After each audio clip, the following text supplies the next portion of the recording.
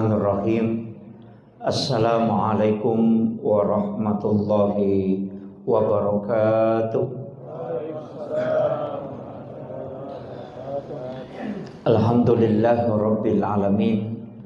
Wassalatu wassalamu ala asyrafil anbiya'i wal mursalin sayyidina wa maulana wa habibina wa syafi'ina wa ala alihi wa ashabihi wa sahabatihi ajmain, amma ba'du. Muasirul muslimin, ikhwanu fillah, sidang jamaah salat Isya yang insyaallah dirahmati dan dimuliakan oleh Allah Subhanahu wa taala. Dari semua ibadah yang diperintahkan oleh Allah Subhanahu wa taala, setiap ibadah itu memiliki tingkat keistimewaan tersendiri.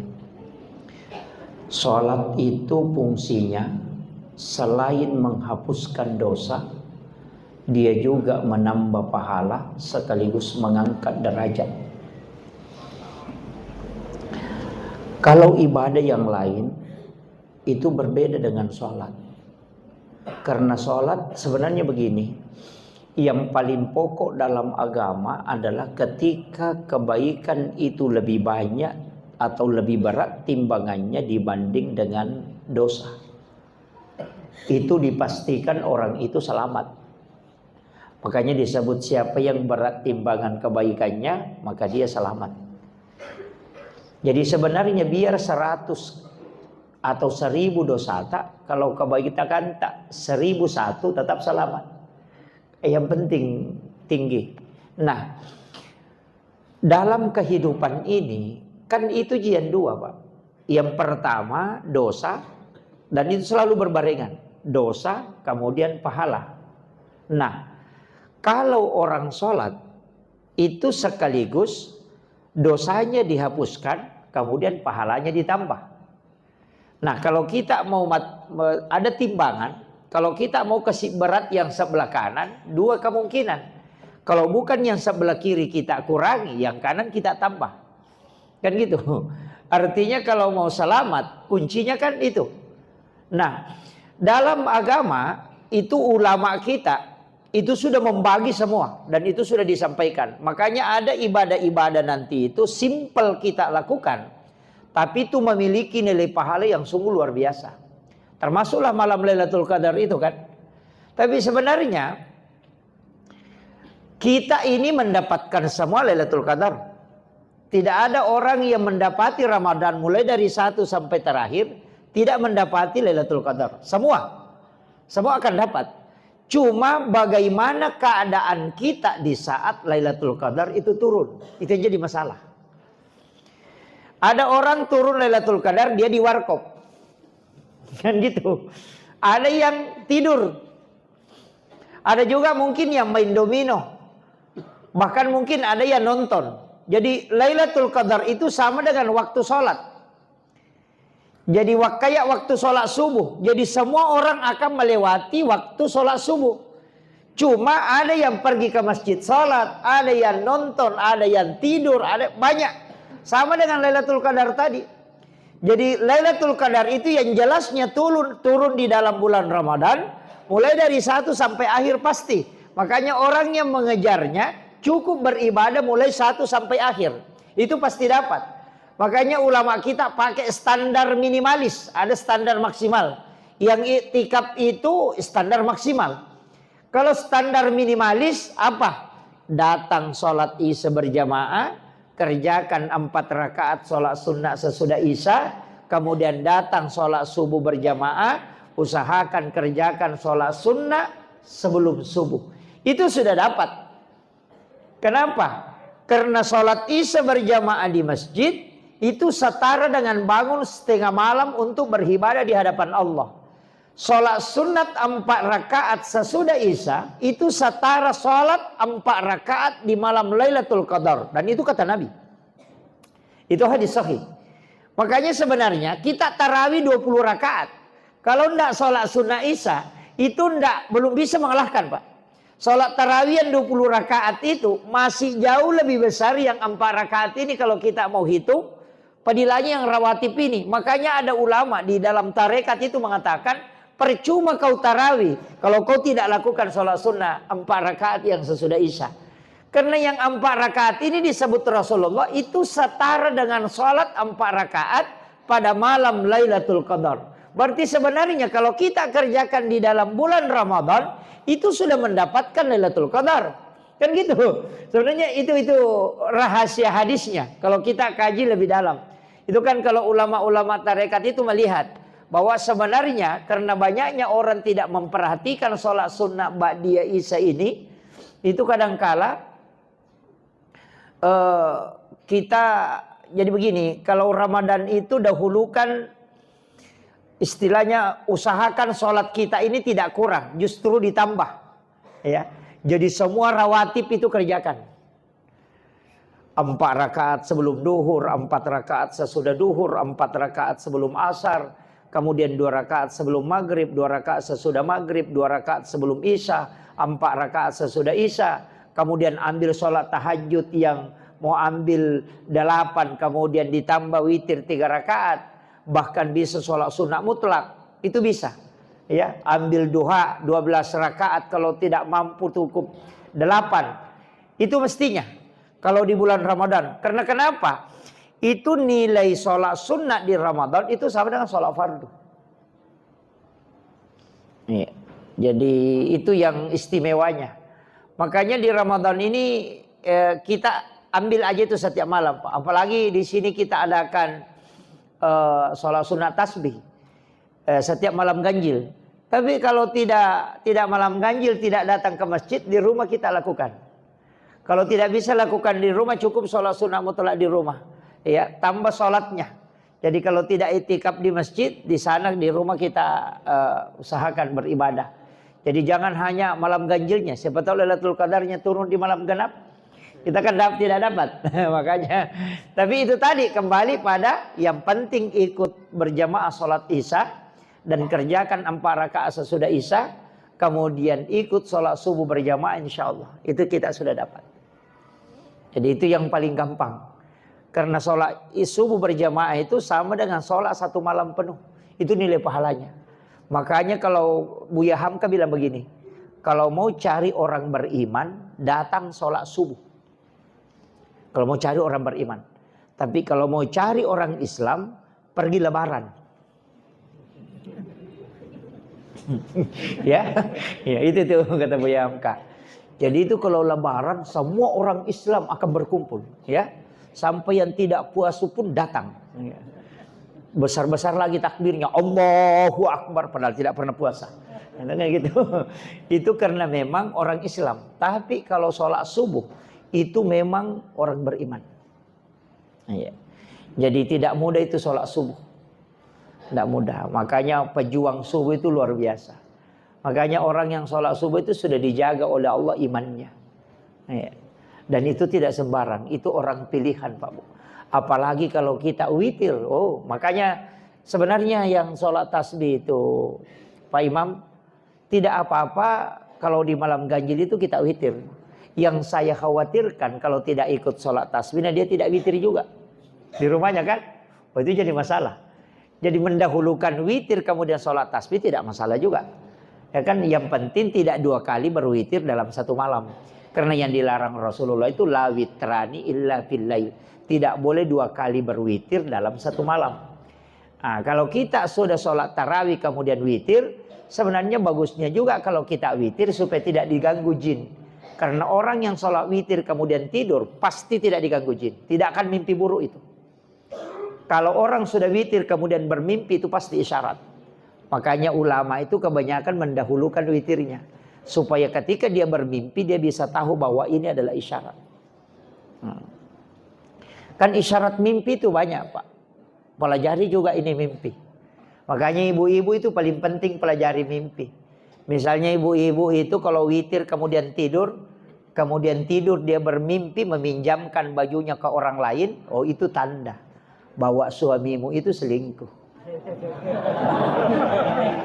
Dan itu sudah menikah itu. Iya. Ada beberapa itu, Pak. Iya. Tapi sholat witir. Sholat witir sebelum tidur. Dan tidak akan dimasuki jin dari alam tidurnya orang yang sudah berwitir. Makanya Allah janjikan itu. Dan Rasulullah bilang, tidak ada orang yang berwitir kecuali dia masuk dalam lingkaran kekasih Allah. Dan siapa yang meninggal kalau dia sudah berwitir itu pasti mati syahid. Itu dipastikan. Makanya satu sholat sunat. Ini saya wasiatkan. Satu sholat sunat dari semua sholat sunat yang ada, jangan tinggalkan. Ini sholat witir. Sebenarnya kan dua sholat sunat itu yang istimewa, Pak. Yang pertama adalah sholat sunat sebelum subuh itu. Raka'atanil fajri khairum minad dunya wa ma fiha. Dua hadisnya itu. Ada juga mengatakan raka'atani qablal fajr. Makanya ada yang sholat itu sebelum azan. Karena dia pakai raka'atani qablal fajr, berarti sebelum fajar. Berarti sholat itu dikerjakan sebelum masuk fajar subuh. Nah, itu yang kerjakan sholat sunnah 2 rakaat sebelum azan subuh. Tapi yang kerjakan sesudah azan subuh, dia pakai raka'atanil fajri. Nah, jadi bahkan ada di kitab misteri sholat subuh itu mengatakan raka'atanil fajri itu justru sholat subuh, bukan sholat sunat. Tapi saya tidak sepakat. Karena kalau kita buka dalil, tidak ada dalil yang membicarakan secara spesifik itu sholat fardu. Yang dibicarakan pasti sholat sunat. Makanya yang dimaksud raka'atanil fajri itu adalah sholat sunat subuh. Dan apa kan Nabi bilang? Raka'atanil fajri khairum minad dunya wa ma fiha. Itu lebih baik daripada dunia dan seisinya. Apa maknanya itu? Ini saya ingin sampaikan apa maknanya itu.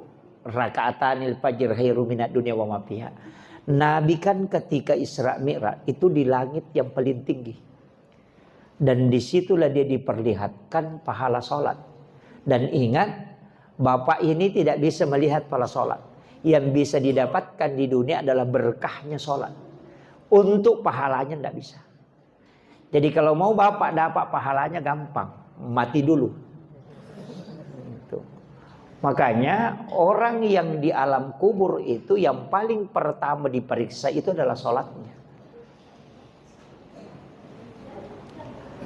Yang paling pertama diperiksa itu sholat. Jadi kalau orang tidak sholat itu dipastikan pasti tersiksa, sengsara. Ya. Kenapa sholat ini ketika Nabi di Isra Mi'raj itu melihat ke bumi ke bawah. Sama kalau kita naik pesawat. Gitu. Dilihat rumah-rumah di bawah. Itu kayak begini besarnya. Bahkan perahu yang besar sampai 200 meter. Itu pendek sekali dilihat. Itu ketika kita di ketinggian. Itu belum ke langit ke-7. Nabi di langit ke-7. Bahkan di Sidratil Muntaha itu melihat ke bawah. Kemudian dia mengatakan raka'atanil fajri khairum minad dunya wa ma fiha. Nilai sholat sunnah fajar ini itu jauh lebih dibanding dengan dunia seisinya. Kenapa, Pak? Kalau mau tenang dalam hidupnya, jangan tinggalkan sholat sunat subuh. Kalau mau tenang. Iya. Karena harta itu tidak mendatangkan ketenangan. Tidak. Jadi kalau orang mau tenang, nak kasih banyak harta, Anda tidak akan tenang. Tidak. Seandainya harta yang membuat orang tenang, maka Allah tidak adil.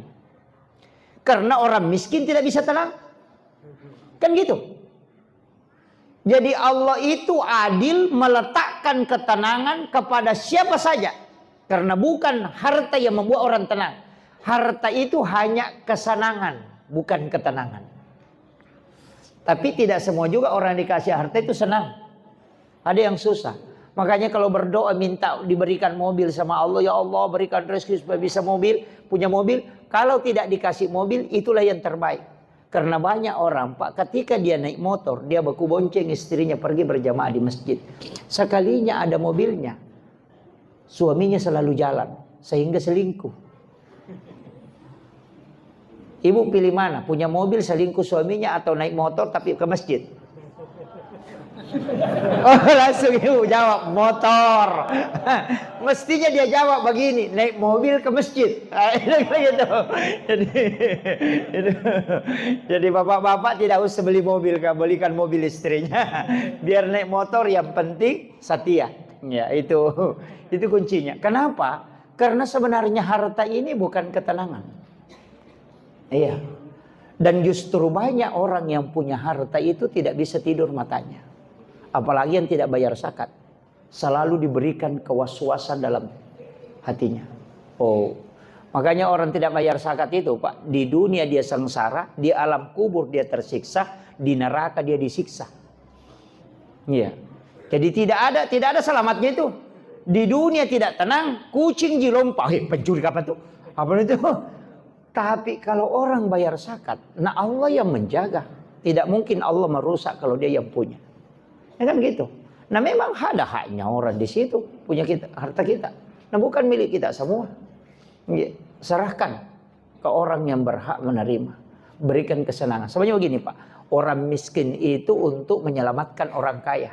Ya, mestinya orang kaya ini berterima kasih karena adanya orang miskin.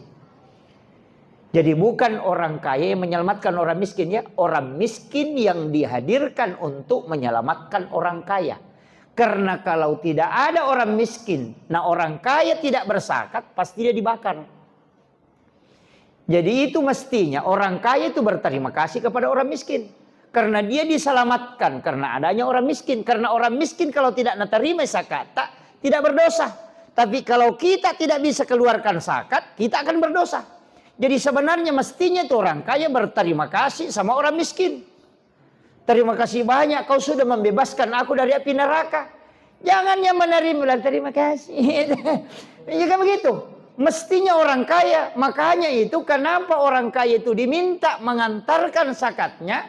Supaya dia betul-betul merasakan bahwa oh ini orang betul begini keadaannya. Supaya dia bisa mensyukuri keadaannya. Kan banyak orang tidak selalu melihat ke atas. Sehingga tidak memperhatikan. Ternyata banyak rezekinya masih mau tambah terus. Kan begitu. Tapi jangan jadi orang miskin Pak ya. Jangan jadi orang miskin. Jadilah orang kaya. Orang kaya itu bisa berzakat. Bisa membantu orang. Tapi jangan menunggu pujian dari orang miskin ketika kita kasih zakat. Mestinya kita yang berterima kasih. Karena kita diselamatkan dari api neraka.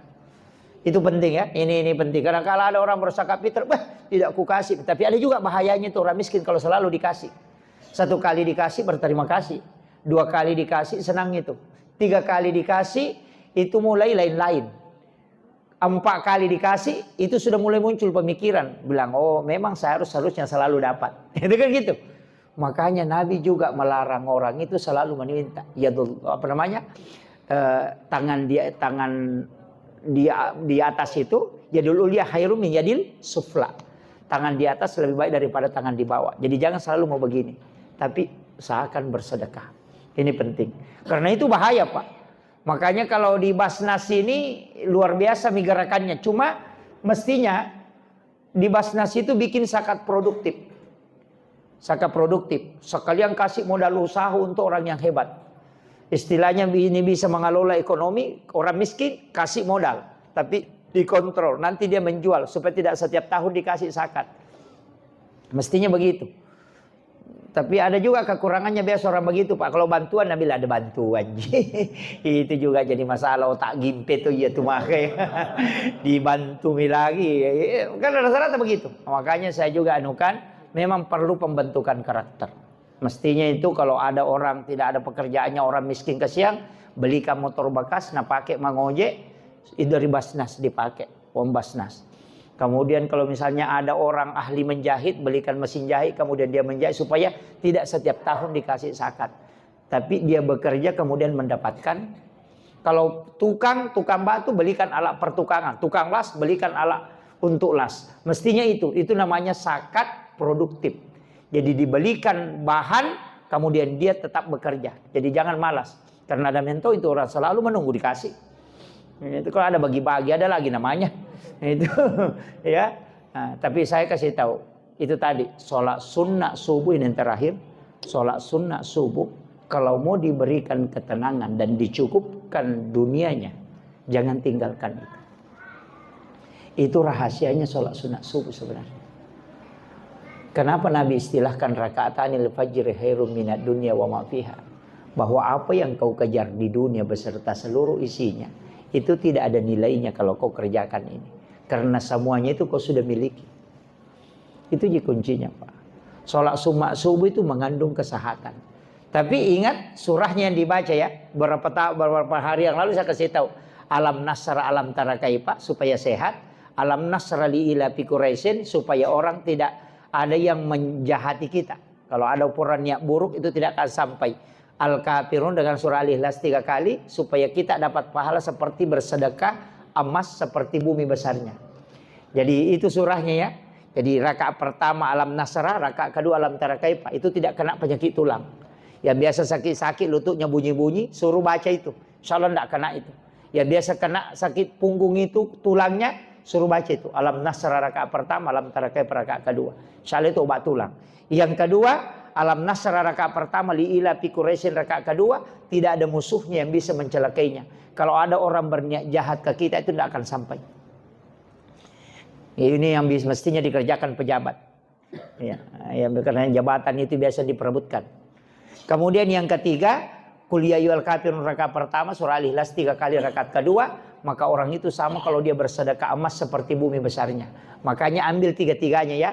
Alam nasra rakaat pertama baru Al-Kafirun. Nanti rakaat kedua alam tara kaifa li ila fi Quraisyin baru qul huwallahu 3 kali. Itu sudah dapat semua. Makanya itulah bacaan surah yang paling bagus. Kalau mau lanjut zikirnya malaikat tasbihnya malaikat Jibril. Para malaikat subhanallah bihamdi subhanallahil azim astaghfirullahalazim 100 kali. Kemudian bisa ditambah ya hayyum ya qayyum la ilaha illa anta subhanaka inni kuntu minadz zalimin. Apa gunanya itu? Itu kalau ada orang kirim ilmu hitam atau apa itu tidak akan sampai. Itu pelindung. Nah bilang, wah banyak sekali itu dibaca Ustaz, nah sedikit waktunya. Sudah mau azan orang, mau ikamat. Kalau begitu, sudah sholat subuh, ingat ini. Baca Fatihah 1 kali, Al-Ikhlas 3 kali, Al-Falaq 1 kali, An-Nas 1 kali, Ayat Kursi 1 kali, baru baca Bismillahilladzi la yadurru ma'asmihi syai'un fil ardi wala fis sama'i wa huwas samiul alim 3 kali. Insyaallah dijauhkan dari bala hingga masuk waktu maghrib. Itu yang paling pendek. Kalau kita tidak hafal itu lebih parah lagi tuh. Akhirul kalam wallahul muwaffiq ila aqwamit thoriq. Assalamualaikum warahmatullahi wabarakatuh.